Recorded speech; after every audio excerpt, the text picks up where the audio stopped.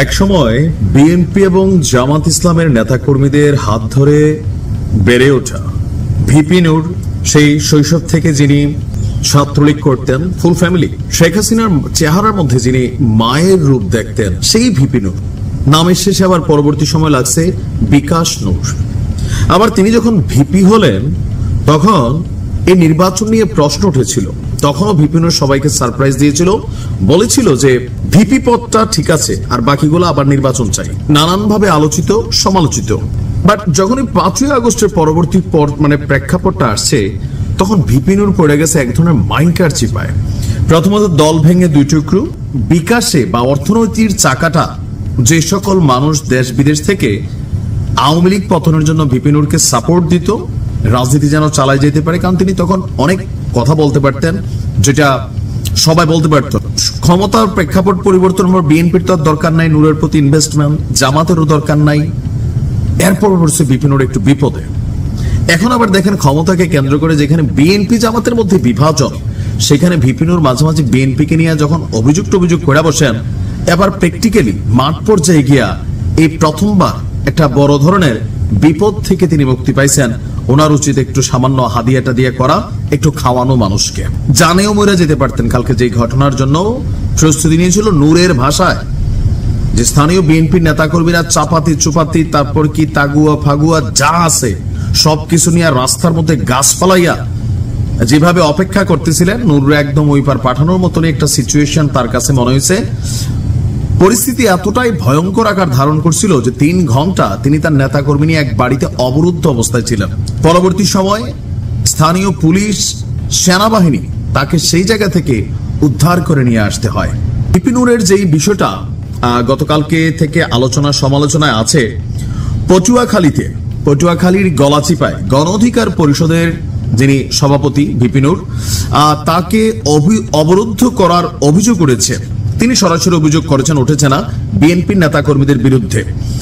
রাত 11টার দিকে ভিপি নূর তার ভেরিফাইড ফেসবুক পেজে অবরুদ্ধ হওয়ার বিষয়টি নিশ্চিত করেন। তার বক্তব্য হচ্ছে, বকুলবাড়িয়া ইউনিয়নের পাতাবুনিয়া এলাকায় এক স্মরণ সভায় অংশ নিয়ে ফেরার পথে অবরুদ্ধ হন তিনি। তার লাইভ দেখে স্থানীয় পুলিশ এবং প্রশাসনকে ফোন করার পর 3 ঘন্টার মাথায় রাত 1টার দিকে সেনাবাহিনীর 2টি গাড়ি ঘটনাস্থলে এসে পৌঁছান এবং তাকে সেখান থেকে উদ্ধার করে নিয়ে আসেন।